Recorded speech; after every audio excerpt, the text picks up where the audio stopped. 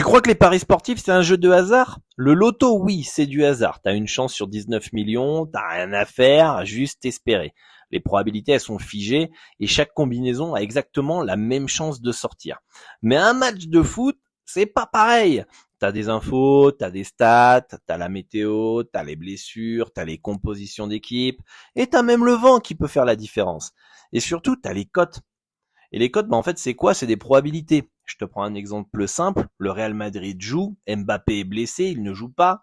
Si tu es plus rapide que le bookmaker, tu peux valider un pari à un prix qui est trop haut avant que la cote soit ajustée.